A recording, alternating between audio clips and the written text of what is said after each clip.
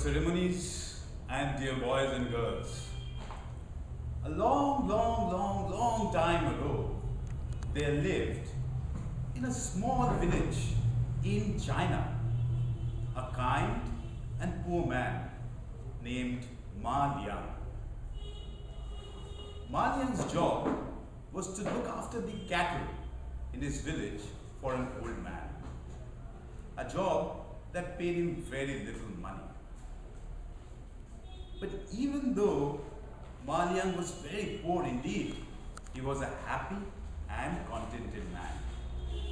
Because there was one thing in his life that he absolutely loved to do, and that was to paint. He was a wonderful artist. His paintings were so lifelike that at times it was difficult to tell them apart from real life. Painting was his passion. He was obsessed with painting. Given the chance, he would paint all day.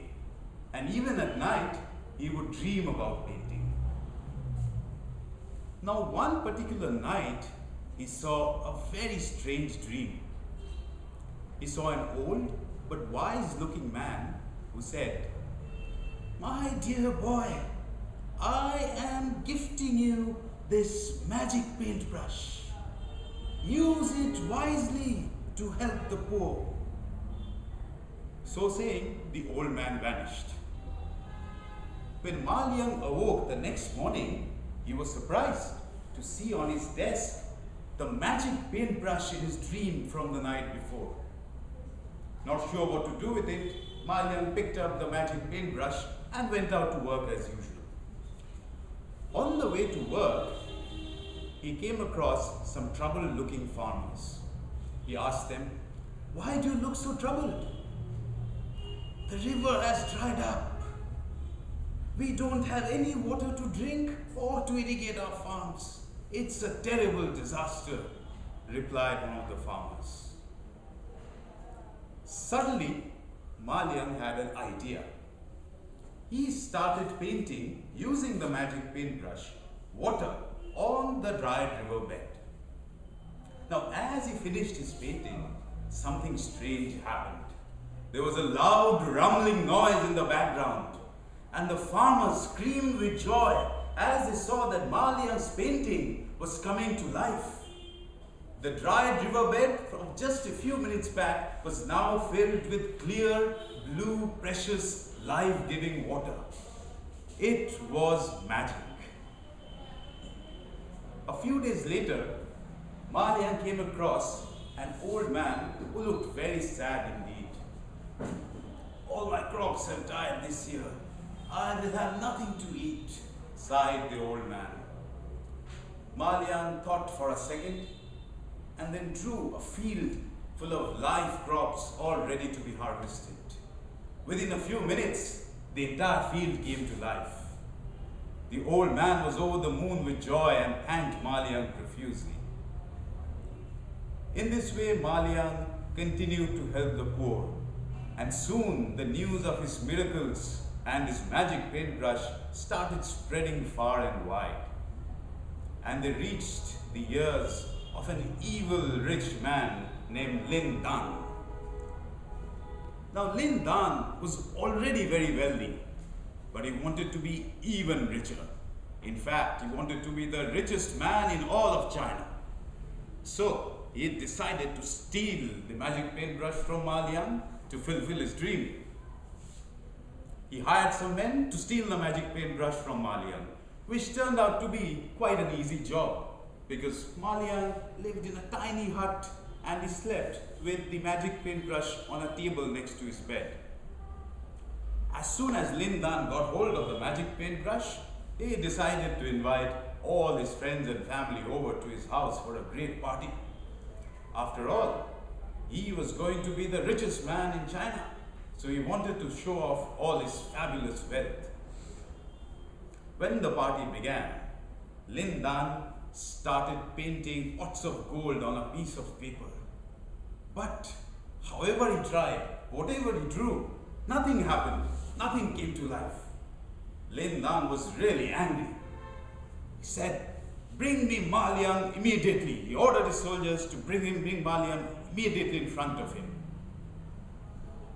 When Malian arrived, the evil rich man Lindan told him, I am going to make you a very good offer.